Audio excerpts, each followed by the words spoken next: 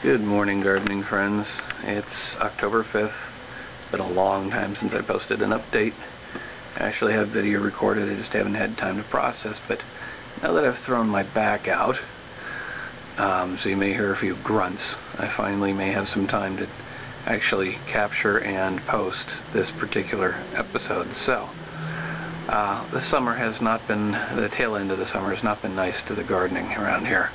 You can kind of see that was the tumbler tomatoes. They've completely dried out. I'm going to have to yank them. Most of what was in here is dead, but the only thing that seems to have survived somehow... Oh gee, and I think I've got a mushroom over there. But the only thing that's actually survived is the nasturtium, oddly enough. I mean, it seemed like it was dying a couple of months ago. Even the 2010 tomato has finally given up the ghost, and its cuttings that were growing are not doing all so well either, so I'll be replacing that. You'll see that in a second. I also wanted to show you my bird feeder, which that's a feeder, not a house. I had built this and I was going to do a whole instructional video, and I thought it was a loss and what have you, and then at some point I just decided to put it up there and see what happened, and the birds have actually been visiting. So maybe we'll even capture some of it while I record. That would be the hummingbird feeder filled with water, because I figured out that when it gets up above 102, 103 degrees in the intense sun that we get here, it actually boils off the nectar. So I filled it with water just to see if it would do the same thing. I guess the nectar has a lower boiling point. The squash in this planter, they're doing reasonably well after I cut them way back, so they're living. And then if we move forward, let's see if I can do this without twisting too much. So we've got various things in here. We've got some old basil, which I'm going to rip out. We've got the cucumber plant, which that's about the extent of it.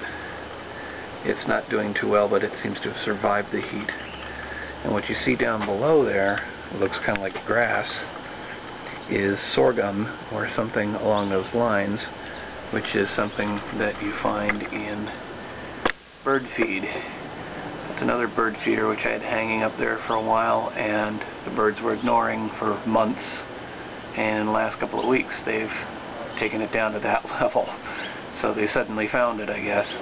There are two hooks up there from which I could hang it, and I moved it over to the furthest hook now so that when they drop seed, it drops more outside the patio. Moving on, we've got the strawberry, which kind of comes and goes in terms of its health. It's not looking great right now, but it's surviving. The one basil plant, which makes sense to keep, maybe. Basically, I've changed the arrangement of a lot of the boxes along here, so now it's all the food boxes, the lighter colored boxes, because they're cedar. And so recently, yesterday in fact, I planted the, let's see, that's lettuce. That's a butter crunch lettuce. I left the cow peas. It's the only surviving peas, but you can see they don't look wonderful. Then we've got, I'm thinking that's echinacea, I'm not sure. I planted something, there was nothing there for a while, and then this just sort of exploded. So we'll see what it turns into. Then we have broccoli, which I'm doing for the very first time. Let's see how that survives, and this would be the replacement tomato plant, which is looking healthy now since I transplanted it yesterday. That is an ace tomato. Over here I've planted some morning glory. So this whole area here is going to be flowers. Morning glory, not sure what that is. It's looking an awful lot like carrots, which would be really old, that I planted a long time ago. We'll see if something else pops up there. Planted some nasturtium next to that. I've got a 4 o'clock here, which is more of a southern plant, but this was gifted to me by my mother, who went down to go visit her friends for her class reunion in Louisiana. So one of them was hosting the get-together, and it's an annual class reunion, and so many different hosts each time. Anyway, one of the sort of takeaways was a little gift pack with seeds in it, so she planted the seeds she got and she gave me one of the plants. And oddly enough, these are 4 o'clocks, but it's maybe a little before 9 in the morning and they're in bloom. So I'm not sure. I think this plant's a little confused. And next to that is some other fancy plant that I had, which looks like it's completely dead now, so I'll probably end up putting some more flower seeds in there. That's pretty much it for the patio, except for the fact that it's a screaming mess. Let's see what's going on in the rest of the complex.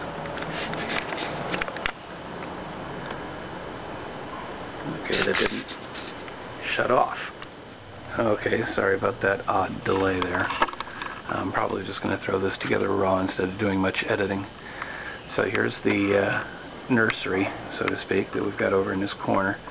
I've actually moved some of the plants out of the nursery, but maybe putting up some more pots. Over here, I believe what I planted and I didn't label is, let's see, was that the, I think that was the nasturtium. It's either nasturtium or morning glory. And I got some good news on the morning glories. Here's another plant that I labeled it as echinacea, and then there appears to be something else growing right next to it. But I left them both in there. I've only just been pulling the common weeds that show up. That one's been growing since, well, for a month now. So I guess it's a slow growing plant. Next to that is the Giardia, which isn't giving me anything yet. Maybe it takes a long time, or maybe it just these seeds got fried under the soil in the sun. It has been really intense heat, especially over in this area. Now, the Gerber daisies are doing a lot better. Remember, these were down to almost nothing, or maybe you don't remember because I shot a lot of video and haven't processed it yet. Those may become the lost episodes or Southern California Budget Gardener Classic. We'll see. Anyway, there's another Gerber daisy there, so both of them have now survived. Moving up, we've got these plants, the hanging planters. The one of the two sort of spike plants there in the front, that one looks that looks like it's gone. But I did plant some of the morning glory in the back, and you can see that that's coming up, and it'll start latching on to something soon, I'm sure. Moving over here, we got this one. We got the one spike plant, which is looking fairly healthy plant-wise. The flower itself doesn't look so great. I guess there was another one next to it which didn't really survive. And there's some more morning glory up on the top. So I've been planting a lot of morning glory, and you'll see why in a minute. So over here we've got this one, where we've got a tomato plant growing out of the bottom. That is a cutting from the 2010 tomato. There is more morning glory up there, though you can't really see it. Let me see if I can get up there for you.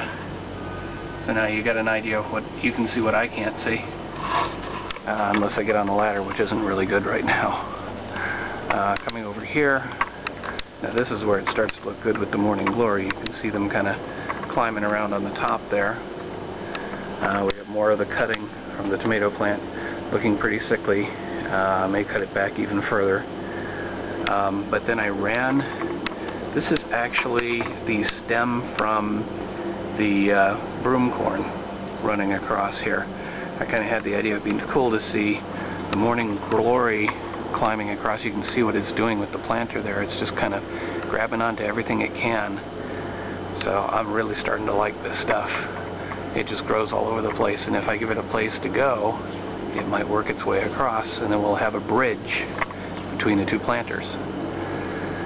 Moving out front, we got that planter, which is looking pretty sick, and I probably need to dump it out and put some morning glory in there.